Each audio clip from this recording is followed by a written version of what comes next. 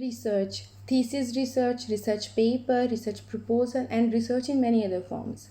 Such words we start hearing before our degree program. Research thesis is a vital part that needs to be successfully completed to get a degree. But what is a research in actual? Why we need to do research? Why it is considered so important for the completion of degree program? These questions come in every student's mind. Don't worry, I'm here to explain you this in a most easy and understanding way. Hi everyone, I'm Halima, clinical psychologist and research scholar from Psychological Research Writings. In this video, I will cover all the details about research, its technical definition, purpose, steps and methodology. So don't skip the video and watch till end. Now let's start the video.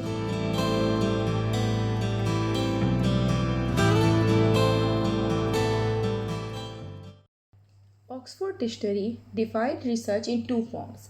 First as a noun and second as a verb. By noun it is defined as the systematic investigation into and study of materials and sources in order to establish facts and reach new conclusions. In a verb it is expressed as investigate systematically. An American sociologist, Earl Robert Babe, gave us a definition of a research by defining it as a systematic inquiry to describe, explain, predict, and control the observed phenomenon. It involves inductive and deductive method. By systematic here means that you must have to follow an activity that involves a prospective plan that incorporates data collection and data analysis to answer a question. And considering inductive reasoning here, it means that you take data from specific to general, while inductive reasoning you make inferences by going from general to specific conclusion. That is why research is a careful consideration of a study regarding a particular concern or problem using scientific methods. Now next comes what are the main characteristics of research. The first one is to collect accurate data. Good research employs a systematic approach while making observations and drawing conclusions. Researcher must follow the ethics and code of conduct. The analysis should be logical in nature and can use either inductive or deductive method. Data in real time and knowledge are derived from real world observation. All collected data is thoroughly examined and ensure that there are no anomalies. It lays the foundation for new questions to emerge. Existing data contributes to the creation of a new research opportunities. It is analytical and employs all available data to eliminate ambiguity in inference. One of the most important aspects of research is accuracy. The data must be accurate and complete. The accuracy of the instruments used, the standardization of instruments or tools, and the final results of the experiments all are measured. So now next comes what is the purpose of research. There are three main purposes. First one is exploratory, second is descriptive, and third one is explanatory. Now let's learn each of them in a little detail. Exploratory studies, as the name implies, are conducted by researchers to investigate a set of questions. The answer and analytics may not provide a solution to the perceived problem. It is undertaken to address previously unexplored problem areas. This initial phase lays the groundwork for more conclusive data collection and analysis. Next is descriptive. It focuses on increasing knowledge about current issues through data collection. Descriptive research examines the behavior of a group of people. To carry out the study, only one variable is required. The three main goals of descriptive studies are to describe, explain, and validate the findings. The third one is explanatory research. This is carried out to understand the impact of specific changes in existing standard procedure. The most common method is to conduct experiment. Research begins by asking the right questions and choosing an appropriate method to investigate the problems. After collecting answers to your questions, You can analyze the finding or observation to draw reasonable conclusion. Next is type of research methods. Research methods are mainly classified as qualitative or quantitative. Sometimes mixed method approach also been followed. Both methods have distinctive properties and data collection method. Qualitative methods. So qualitative research is a method of gathering information through conversational method, typically open-ended questions. The responses gathered are primarily non-numerical. This method assists a researcher in understanding what participants think and why they think the way they do. Few types of qualitative methods include one-to-one interview, focus group, ethnographic studies, text analysis, case study. Next comes quantitative method. Quantitative methods are connected with numbers and quantifiable forms of data.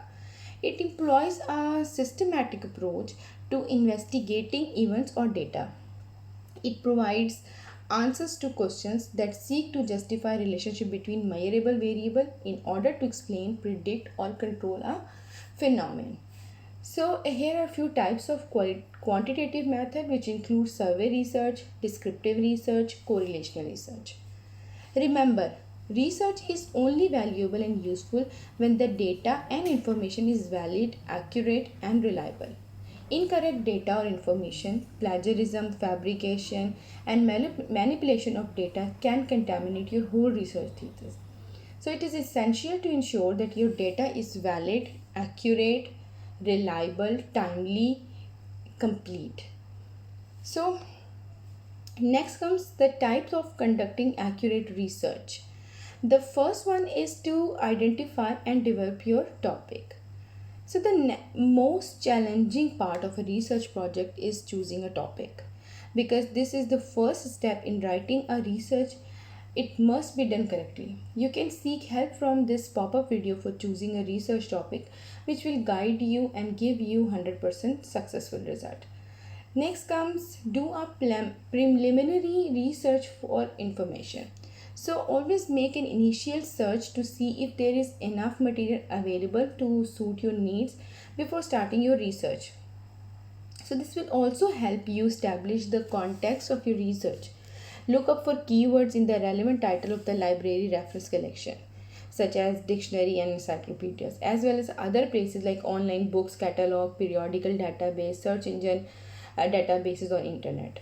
So you can also find more historical context in your lecture notebook and assignments and readings depending on the sources at your disposal. So you might need to change the topic's primary focus. Next come locate materials. Now that you know where you want to go with your research, you can start looking for materials on your topic. There are several places to look for information like library, Google Scholar, search engine databases and so on. Next is to make notes. Consult your chosen sources and make a note of the data that will be relevant to your work. Even if there is a chance that you won't utilize certain source, make sure to record all the one you consult. Later when you're making a bibliography or reference page, then this author, title, publisher, URL and other details will be required. The fifth one is organize your research in document form.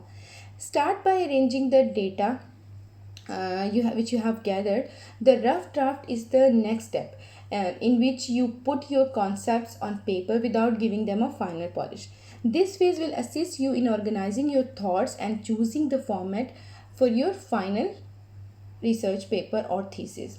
After that, you should make as many revisions to the draft as you think is necessary in order to produce the final work that can be submitted to your instructor.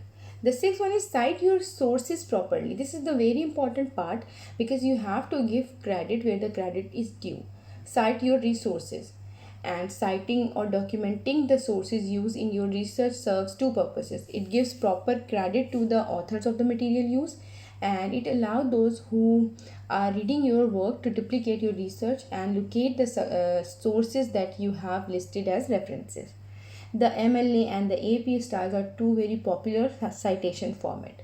Failure to cite your sources properly is basically a plagiarism, and plagiarism is avoidable. The next one is ethical approvals. Ethical approvals are a must when dealing with human subjects or when the people and humans are involved. Next is the proofread. The final step in the process is to proofread the document you have created. Read through the text and check for any error in spelling, grammar, and punctuation. Make sure to the source you used are cited properly, and make sure that the message that you want to get across the reader has been thoroughly stated. Review your goals before making any conclusion about the research. Keep in mind how the process you have completed and the data you have gathered help answer your questions. Next one is conclusion. So research is a process of systematic inquiry that entails collection of data, documentation of critical information, and analysis and interpretation of that information in accordance with suitable methodologies set by specific professional fields and academic disciplines.